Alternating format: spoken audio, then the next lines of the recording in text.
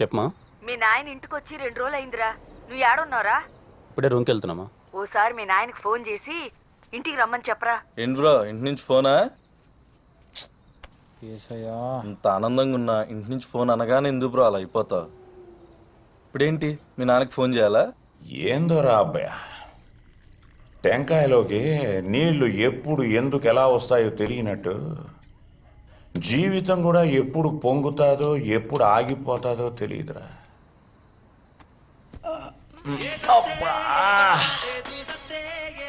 అబ్బయ్యా, ఈ పాటను లేక చచ్చిపోతున్నాను రా. ఆడెవడికో ఇస్తే ఏదో నొక్కి ఇది పెట్టినాడు. ముందు ఇది మార్చు. నాకు తెలిసే కదా మామ, ఇంకెట్ట మార్చాలో. సరిపోయింది పో, ఇద్దరికి ఇద్దరమే టాటా బిర్లాలం.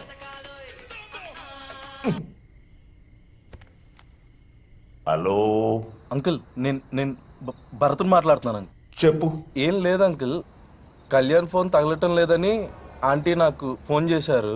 అదే మీరు 2 రోజుల నుంచి ఇంటికి వెళ్ళటం లేదని ఆంటీ చాలా కంగారు పడుతున్నారు అంకుల్. ఇన్ఫాక్ట్ ఏడుస్తున్నారు కూడా. ఏయ్, నాకు పుట్టిన నా కొడుక్కి ఆడాన్నో నువ్వు కాలేజీలో ఆడికి ఫ్రెండ్ అయ్యి వాడి అమ్మ వాడికి ఫోన్ చేసి నాకు ఫోన్ చేయమని చెప్తే ఆడికి మాట్లాడడం ఇష్టం లేక నీతో ఫోన్ చేయిస్తున్నాడని నాకు తెలియదు అనుకుంటున్నావురా భరత్ నా కొడక. అంటే అంకుల్ అది మందు మీద ఉన్నాను రా రే. ఆడకు వచ్చినానంటే మెట్టుతో కొడేస్తాను. ఫోన్ పడే. రేయ్, శివగామి నా కోసం ఏడుస్తోందట. ఏంట్రా? ఒరే, ఎన్నిసార్లు అవి నాన్న గురించి అడిన సమాధానం చెప్పాడేంటి వీడు? ఏమ్రా? ఏమోరా అబ్బా, అప్పటిదాకా గుడిగుడిలాడి ఈడించి నేను నాన్న పేరు చెప్పగానే ఎందుకు గమనే దేవుడికి తెలీదు. ఈట్రా అబ్బాయ, చిన్నప్పటి నుంచి 24 గంటలు నా ముడ్డి చుట్టే తిరిగేటోడు. ఈ నా కొడుక్కి నా సంకలో తప్ప ఇంకేడా నిద్రపట్టి చచ్చేది కాదు. అడిగే బట్టలేయాలో ఎలా తల దువ్వాలో అన్నీ నాకు బాగా తెలుసురా. పక్క పాపిడి హీరోలా ఉండేవాడు. ఆఖరికి రా అబ్బాయ, ఆడికి పప్పు చారన్నం కలిపి తినిపిస్తా ఉంటే ఓ పక్క రసం కారిపోతా ఉంటే ఈ చేత్తో పట్టుకుని ఇట్ట తాగించేవాడిని.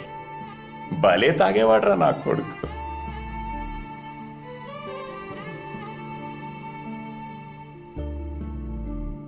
ఇప్పుడు ఏమైందో తెలియదురా అబ్బాయ.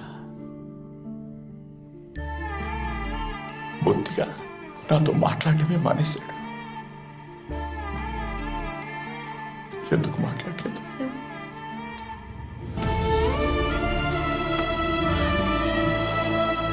వద్దురా, ఇట్లాంటి నా కొడుకు ఎవరికి పుట్టి సావద్దు.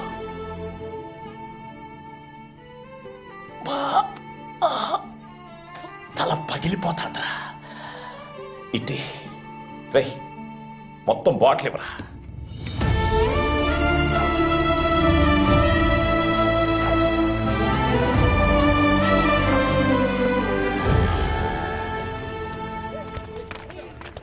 అయినా నువ్వే అన్నావు కదా జాబ్ వస్తే ఇంట్లో ఒప్పుకుంటారని. మరి ఇప్పుడేమైంది? మా నాన్న ఒప్పుకుంటారని నేను అనుకున్నాను, కానీ నీకు తెలియట్లేదు ఇంట్లో ఎంత రచ్చ జరుగుతుందో. ఇంకా నా చేతిలో ఏం లేదురా, నువ్వే ఏదో ఒకటి చేయాలి. నా చేతిలో ముందు చేయడానికి అయినా ఎప్పుడు? సార్ ఏంటి ప్రాబ్లం? ఏం లేదు సార్. ఒకసారి ఆఫీస్ రూమ్కి రా. Okay sir.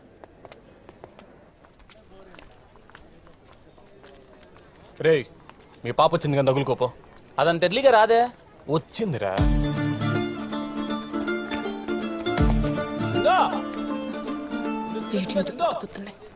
ఆగు సిందో, సిందో సింధు సింధు ప్లీజ్ సింధు, ఆగు సింధు, ఒక్క నిమిషం సింధు, సింధు సింధు ప్లీజ్ సింధు. యాడికి పోతున్నావు దూసుకొని? ఐడి కార్డు యాడా? ఐడి కార్డు అన్న 2 నిమిషాలు దగ్గర. ఐడి కార్డు లేకపోతే లోపల పంపించాను రా. ఉన్న 2 నిమిషాలు. ప్రిన్సిపాల్ తో ఇప్పటికే 4-5 సార్లు పడినాయి నీ వల్ల. ఒడమ్మా, నేనైనా క్లాస్కి వెళ్తాను, 2 నిమిషాలు దానికి సైడ్ కొట్టుకొని వస్తాయి, మధ్య బయట కూడా తిరగట్లా. నువ్వెంత సైడ్ కొట్టిన అమ్మాయి పడదు కానీ వెళ్ళి ఐడి కార్డు తీసుకొని రాపో. ఏంది నేను సైట్ కొడతా పడదాదు నాకు. పడదని ఎవరు చెప్పింది? They are made for each other. Cute కప్లా. మరి నువ్వెట్లా వెళ్తావురా క్లాస్కి? ఏ కాలేజ్కి వచ్చిన ప్రతి ఒక్కటి క్లాస్కి వెళ్తారా? క్యాంటీన్ లేదా మాకు? పారడైన గుడి దొస్తుందాం. ఇల్లువే కట్టాలరా.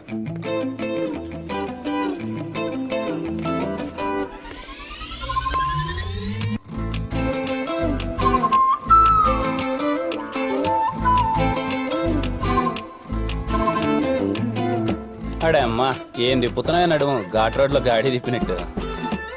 ఏ హాయ్ సిందా.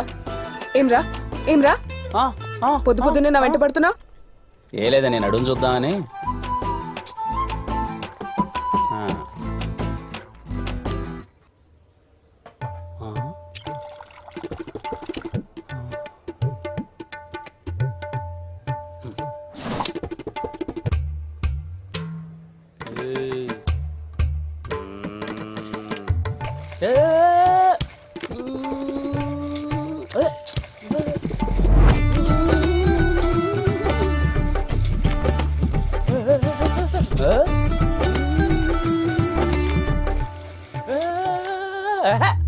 ఏంటే హాస్టల్ బడి బాగుంట పడుతున్నా? రోజు రోజుకి నడుము సైజ్ పెంచుతున్నావు. ఏం తెలుసా నీకు నా నడుం గురించి? నీ నడుము గురించి నీకంటే నాకే ఎక్కువ తెలుసు. దాన్ని చూసే కదా లవ్ చేసింది. అసలు ఏం తెలుసురా నీకు? నీ నడుం గురించి నాకేం తెలుసా? నీ నడుము నేను ఫస్ట్ టైం చూసిన July 12, 2016 సాయంత్రం 5:40 నువ్వు కాలేజ్ స్టెప్స్ పైన కూర్చోన్నప్పుడే. అప్పుడు నీ నడుము సైజ్ 24. 2-1 హాలిడేస్ నుంచి నువ్వు తిరిగి వచ్చేసరికి నీ నడుము సైజ్ 26. అప్పటి నుంచి నీ నడుము తగ్గించడానికి ప్రయత్నిస్తున్నావు, కానీ ప్రయత్నించి నీ మార్కులు తగ్గుతున్నాయి తప్ప నీ నడుము మాత్రం తగ్గట్లేదే. నువ్వు 3 బ్రాండ్లు వాడతావు. లివైస్, వ్రాంగ్లర్. నువ్వు శారీ కట్టుకొని కాలేజ్కి ఇప్పటి వరకు 8 టైమ్స్ వచ్చావు. కట్టుకున్న ప్రతి ఒక్కసారి బొడ్డు కిందకి 3 సెంటీమీటర్ల కింద కట్టుకుంటావు. నువ్వు కూర్చుంటే రైట్ సైడ్ 2 మడతలు, లెఫ్ట్ సైడ్ 1 మడత పడుతుంది. నీ బొడ్డుకు బెత్తేడు దూరంలో ఒక పుట్టుమచ్చ ఉంటదే. అది పుట్టింది కాదు పెట్టిందని నాకు మాత్రమే తెలిసే. అయినా ఏ రోజే నేను బ్లాక్ బోర్డ్ చూశాను? 24 గంటలు నేను నడుమే కదా చూశాను. ఇప్పుడు కూడా నేను నడుము పట్టుకోవాలని నాకు ఎంత ఉందో తెలుసా?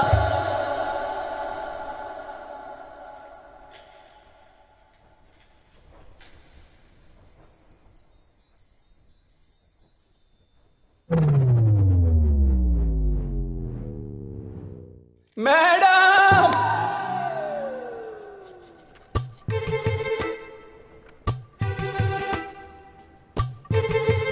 చూసిన చాలేకనే చదువుకోరే. ఇప్పుడు ఫోన్ ఏమైనా సైలెంట్లో ఉందా? అమ్మ 5 సార్లు ఫోన్ చేసింది. అర్జెంటుగా ఫోన్ అంటే చెయ్యి.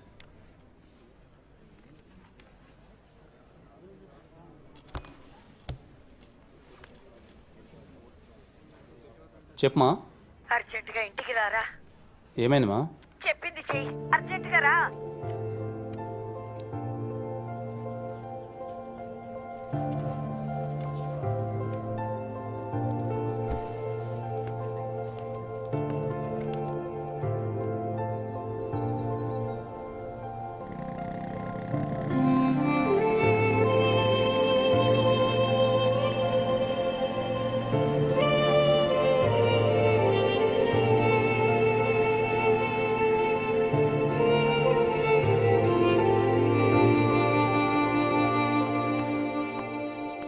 నీ బోగాటాలకి ఇలాంటి రోజులు వస్తాయని ముందే ఊహించాను.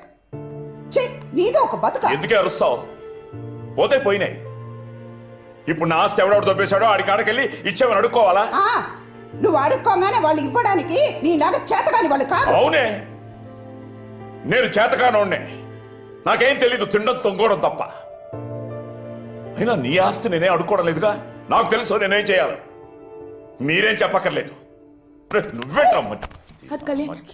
పోరా పో. మిమ్మల్ని ఇంకెవ్వరు బాగు చేయలేరు.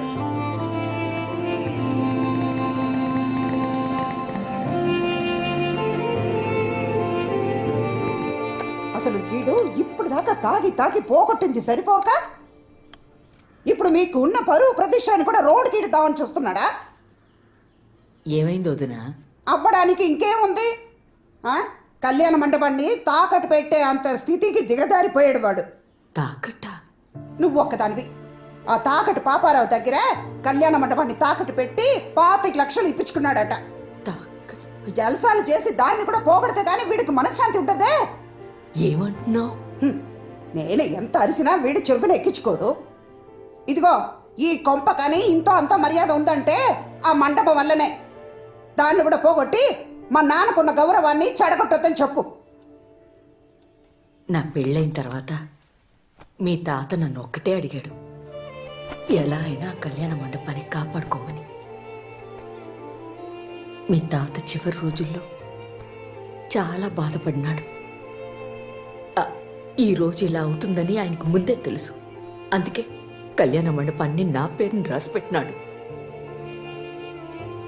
మీ నాయనకి ఎంత చెప్పినా నేను అరిచినట్టే ఉంటుంది.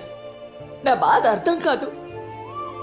నీకు చెప్తావంటే నువ్వేం పట్లట్టే ఉంటావు. ఇప్పటికి 20 సార్లు చెప్పుంటాను. నువ్వేమో అమెరికా పోతానో అంటానే ఉంటావు. బయట నుంచి వచ్చిందాన్ని నేను చెప్తున్నాను. శ్రీ రాజలక్ష్మి కళ్యాణ మండపం అంటే ఎంత గొప్ప పేరుందో తెలుసా?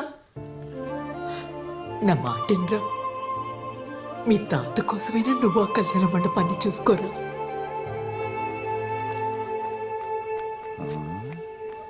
వీడొచ్చాడేంటి? అమ్మ కొడుకులు కలిశారంటే రోజు ఉండేదానికంటే ఈరోజు డోసు ఎక్కువ ఉంటుందన్నమాట. దో వచ్చినాడు చూడు మీ నాయన. ఏదో యుద్ధంలో 100 మంది తలకాయలు నరికిన యోధుడిలాగా. నీ అమ్మ, నీ ఒక్క తలకాయ నరికితే చాలు ప్రశాంతంగా ఉండొచ్చు. మామ నాన్న కాదురా కట్టప్ప, శివగామి.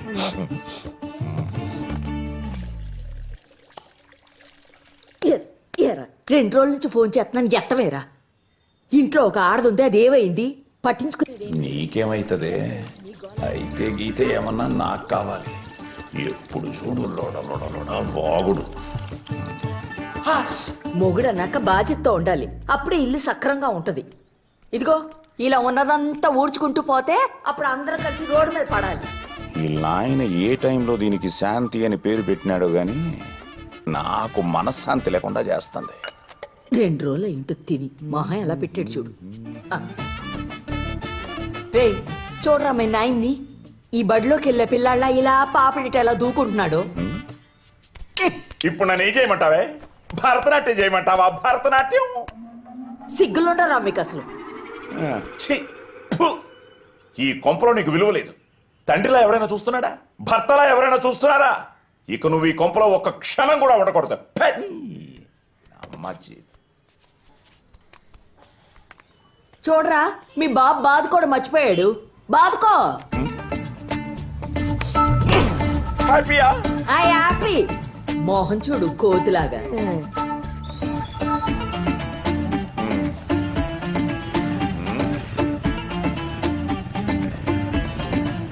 మీరా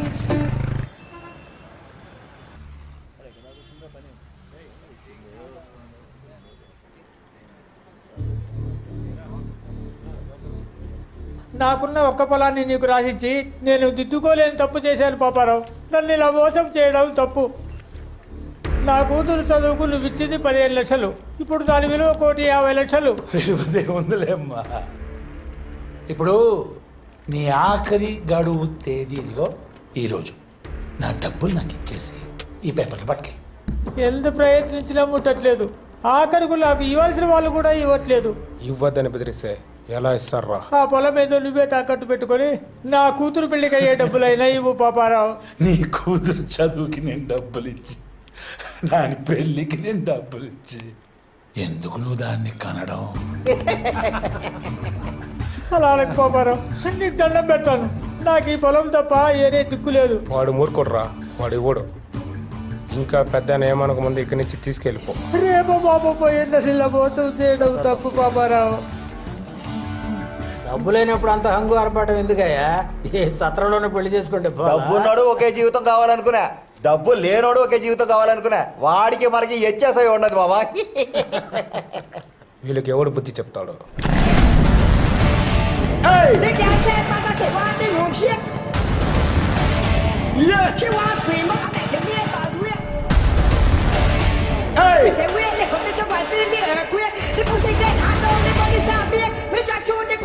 ఏం తాత, రేపు నెలలో కూతురు పెళ్లి పెట్టుకున్నట్టున్నావుగా? ఇంకేం పెళ్ళిరా, తాగడ బాబుతో పెట్టుకున్నాడుగా. ఇంకా పెళ్లి జరిగినట్టే, మనం చూసినట్టే.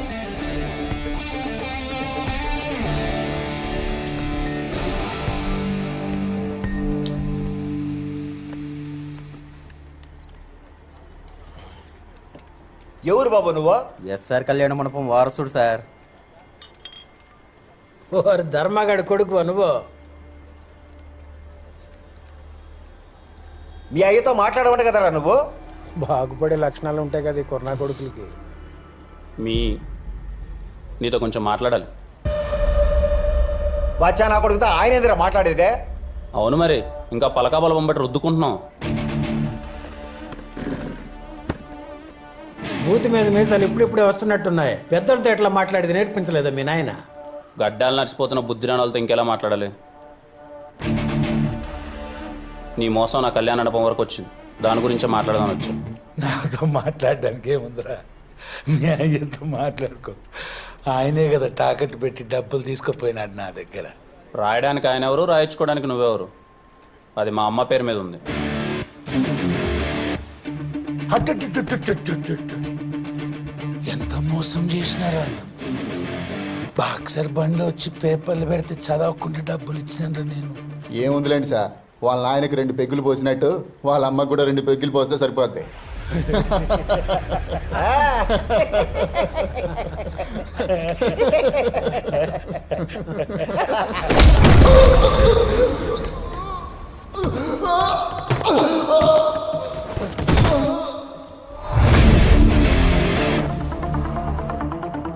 అమ్మలకి పెగ్గుపోయడం ఏంటన్నా, బుద్ధి లేకపోతే గాని.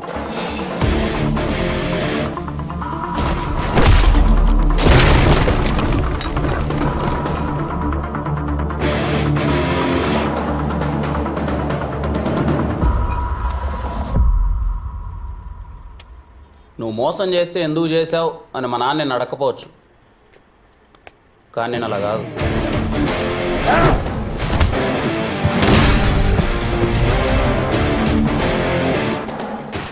24 గంటలు కుర్రాలు బాగుపడాలి అని అంకుల్. మీరు బాగుపడరా? Very disappointed uncle. మమ్మల్ని గెలకద్దు, మేము బాగుపడతాం.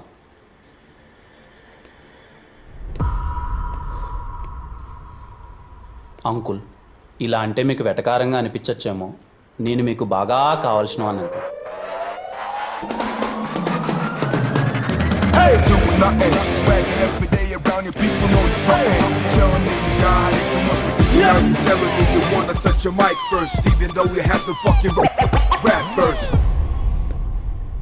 అన్ని లేపండ్రా.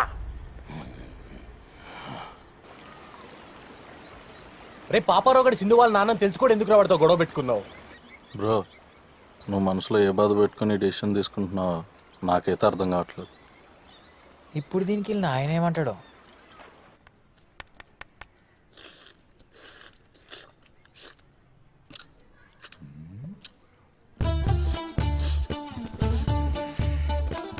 బయట సప్పుడు కోళ్ళు తిని తిని నాటుకోడి దొరకగానే ఎలా సిప్పుతున్నారు చూడు నా కొడుకులు. ఆళ్ళ తిండి మీద పడి ఏడుస్తావే, నువ్వు తింటావా? నాకొద్దులే, మీ అమ్మ కొడుకులే తినండి.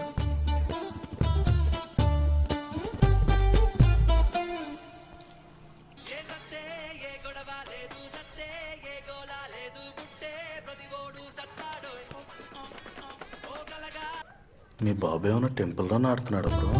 హలో సార్, మేము గ్రామీణ బ్యాంక్ నుండి కాల్ చేస్తున్నాం. మీరు ఆవులు కానీ గొర్రెలు కానీ పెట్టుకుంటామంటే మేము లోన్ ఇస్తాం సార్. ఈడ చాలా గొర్రెలు ఉన్నాయిలేమ్మా, మాకు వద్దులే. ఏందో మంచి ముక్కలో నేను పెట్టిన పడితే. మీ నాయన ఏం చేస్తాడు?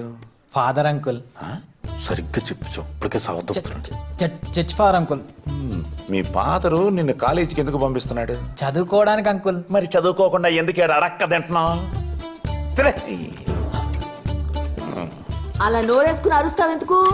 ఆయన అలాగే అంటాడు, మీరు తినండ్రా. అమ్మా మహాతల్లి, కాసేపు ఆపు, మేము మాట్లాడుతున్నాగా. చదువుకోవాల్సిన టైంలో చదువుకోకపోతే ఇలాగే పెళ్ళాంచే తరిపించుకోవాల్సి వస్తుంది. మీ చదివేదో మీరు ఏడవండి. మీరు వచ్చి ఆ కళ్యాణ మండపాన్ని ఉద్ధరించాల్సిన అవసరం ఏం లేదు, అది మేము చూసుకుంటాలే.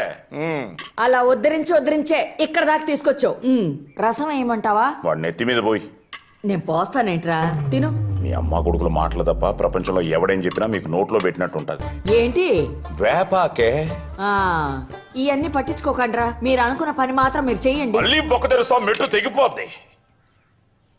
నేను మాట్లాడుతున్నాడుగా పెద్ద మనిషిని.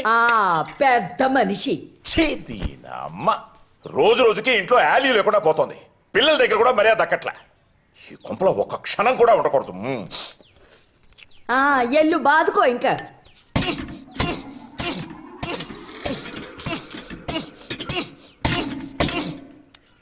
ఆపమనరా నువ్వు నాకు.